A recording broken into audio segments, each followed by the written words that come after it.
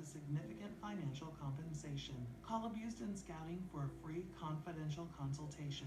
We have skilled and compassionate people standing by to take your calls. Call 1-800-366-0758. Again, that's 1-800-366-0758. March 16, 1945. Use some water on your pants. JG-400 pilot Rolf Glogner straps into the cockpit of an ME-163 Comet. Ich hatte Einsatzbereitschaft.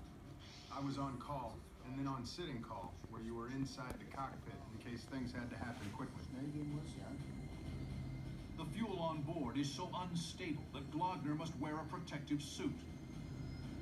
Wir hatten für scharfe Starts hatten wir die Asbest-Kombination. We wore asbestos suits and long gloves Word. in case the fuel spilled. And you got super cancer, bro. We were completely covered.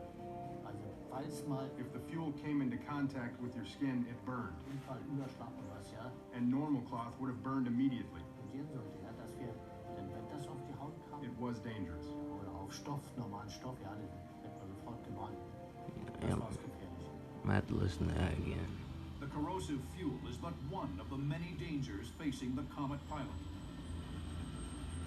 If he didn't blow up, if he didn't get shot down, and if he didn't die and explode on impact landing, then he had to look forward to doing it all over again. Suddenly, the German flak gunners cease fire. The alarm is sounded. Allied bombers are passing overhead. It's up to the Comets to try to stop them. Glogner lifts off, ejects his landing dolly, accelerates to over 400 miles per hour.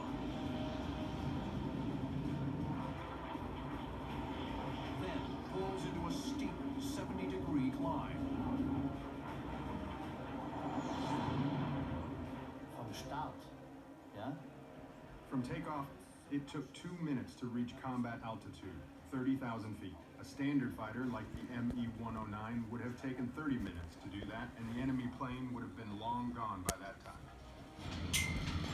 Above the bomber stream, the navigator of a twin-engine RAF Mosquito spots a telltale vapor trail heading his way.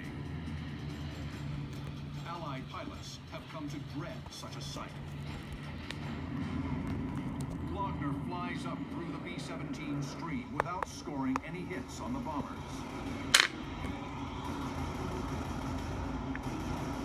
His focus quickly narrows to the Mosquito passing overhead.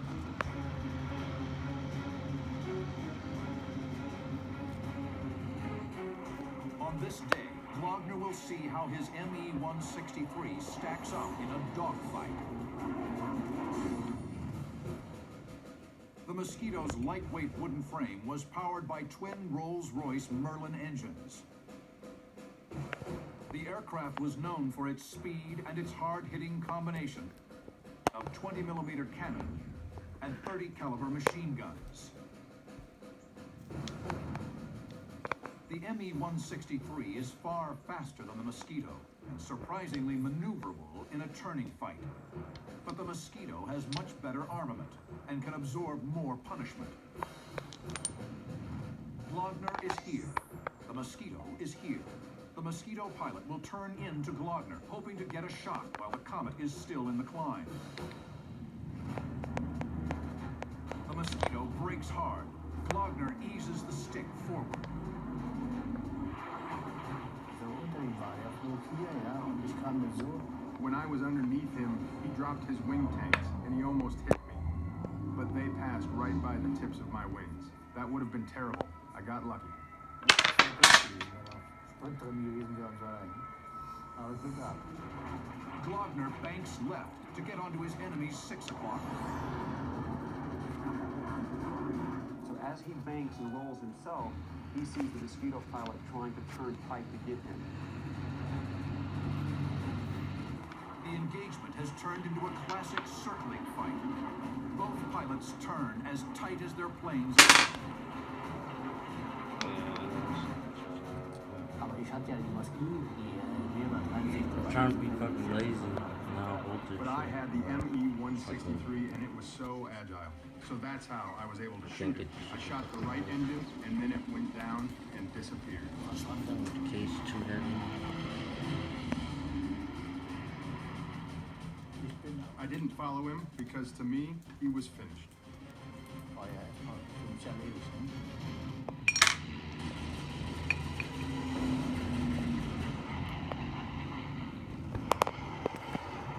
Just then, Glogner's fuel runs dry. He won't get the chance to attack any bombers. And with more Allied fighters in the air, survival becomes top priority. Glogner glides back to base. All Luftwaffe pilots began their training in gliders, and therefore, when a 163 pilot took off and had burned that 7 or 8 minutes of rocket fuel getting to altitude, every takeoff meant it was going to be an unpowered landing, and therefore, the early glider training that each pilot had was a definite benefit. Glogner safely belly lands the Comet, having scored a rare fighter kill for the rocket interceptor. The Comet went on to shoot down a total of 16 aircraft. Its main achievement was instilling a sense of fear of German technology in the minds of Allied pilots. They just did not know what else was out there. If they had a 262 jet, now they have this thing here. What else do we have to look forward to? What other nightmares are waiting for us? But despite all this, the ME-163 program proved a military failure. The problem was, it was not really a viable weapon, because so few were ever available at any time. They were complex and dangerous to operate. The ME-163 program has a unique distinction of having killed more pilots in training than they did in combat.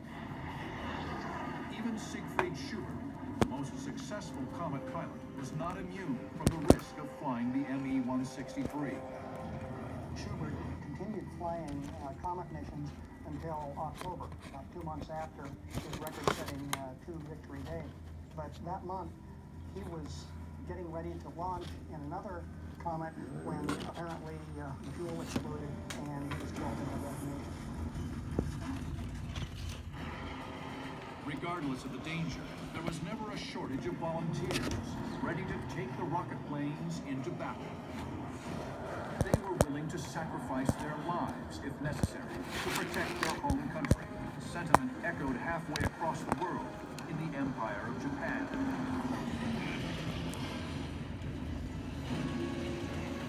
At the end of the war, the kamikaze terrorized the American Pacific Fleet.